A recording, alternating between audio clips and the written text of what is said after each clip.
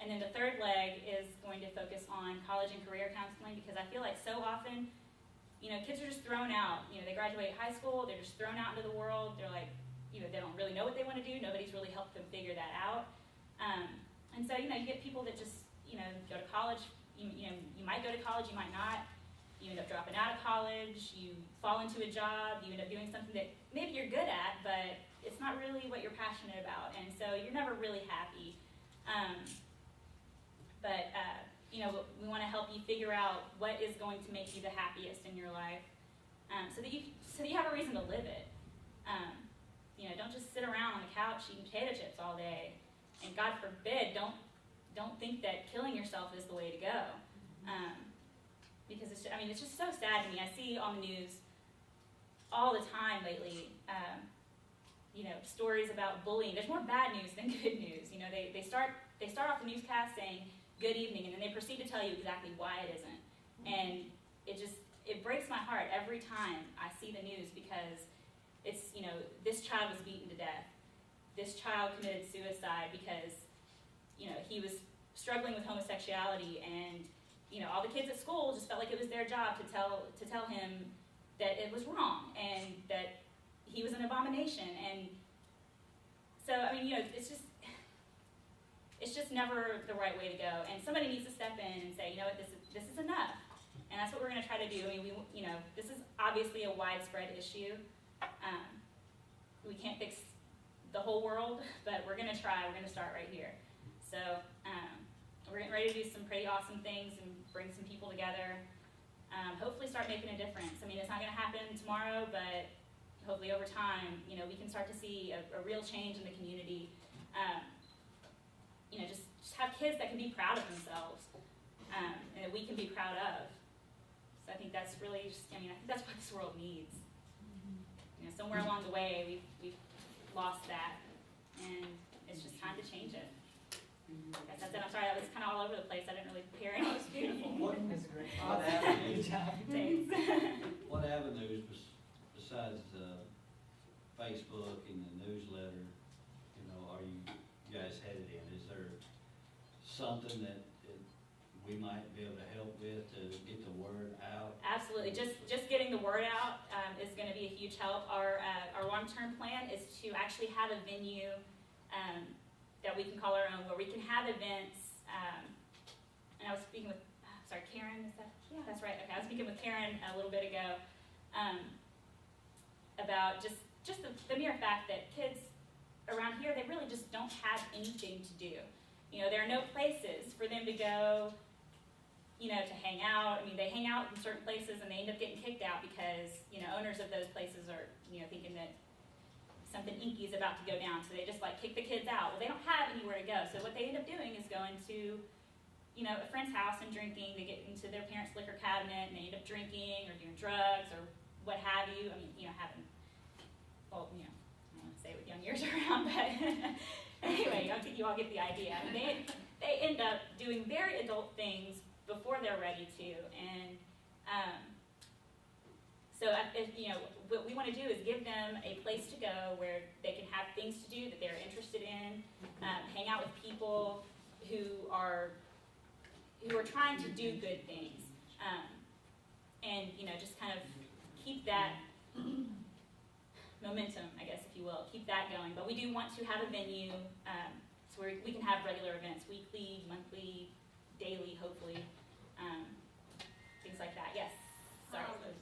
Have you gone to the counselors in the school? It seems like they're the ones who need to get more involved in the children, students, and helping them to figure out what they're going to do with their lives. Absolutely. Absolutely. That is on the agenda. We are actually in the process of, we filed the paperwork to get our nonprofit status, and now we're just kind of in our wait period.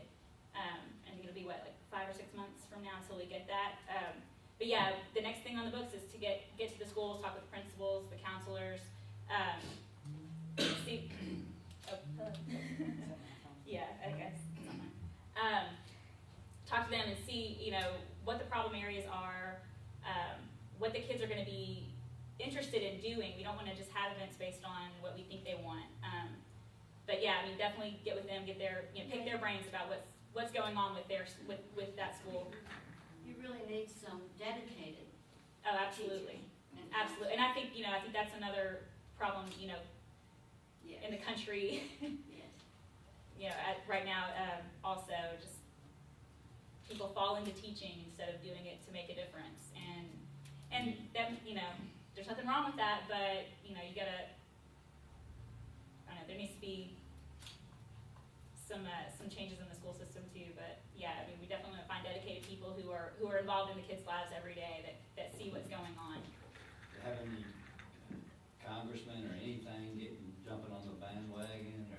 We have been in talks with, city officials, Mount Juliet city officials. Until we can really get our nonprofit status and get going, then, They there's, won't do anything. there's, Well, as not that long- they won't do anything, there's just not really, There's so much that. As long as So you much they can file do. for it and it's pending. oh, yeah, don't. yeah. But your congressman, like he said, is Mhm. very important, Yeah. I think, to call on. Yeah, definitely. I was going to mention that a lot of the officials, the children might be afraid of or intimidated. by, Sure. But the coaches in these ball fields, Mhm. they see these youth, they see the youth probably 4 or 5 times a week. Right. They spend a lot of hours with these Right. children. And so you might reach out, like Rotary alone probably has 50 coaches with several thousand children that are, I mean, those boys especially, but there's the girls 7 to 10 also. Okay, Those coaches are with those children, they're at practice, I live at the ballpark. Right. We practice 4 nights a week, we practice on Saturdays, so they're there with them every day, and they can hold them accountable to things, but also they can be their buddy and bring them to Sure. watch out. okay. And Yeah, there's a and lot we of definitely, youth pastors too, yeah, that, they're there on Wednesday or Sunday. Right. At least even if they don't wanna be, maybe their parents have them there, but it's a great outreach also. right, yeah, no, and we definitely need lots of suggestions like this. Like I said, we all just kind of got together and we were like, something has got to change, enough is enough. But this isn't an area that any of us really have a whole lot of experience in. I mean, our hearts are in the right place. We're willing to do the footwork and put in the time that we need to put into this to make a difference. We're willing to do whatever we have to do to make this work. But yeah, I mean, we're gonna thrive on suggestions from you all. This is gonna have to be a place that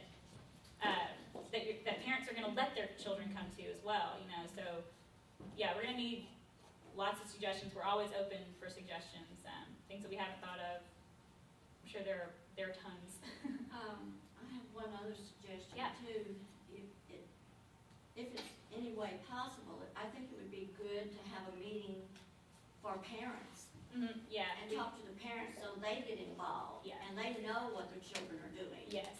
And encourage them to go to places that aren't serving liquor and Right. drugs and things Right. like that Right. at somebody's house who maybe that parent doesn't.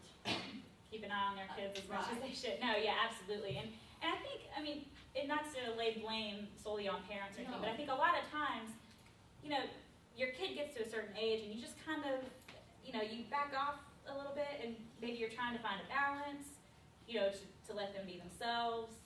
Sometimes you don't have a choice. Well, yeah, no, and there are many factors. Maybe your work schedule doesn't allow you to Well, they won't, the to kids do, won't. or they want, whatever the case may be. I think, and I can remember, even though, as a teenager, I never really got into trouble or anything. I definitely remember, a time, and I don't remember exactly when it happened or what made it happen, but I remember a time where I realized that,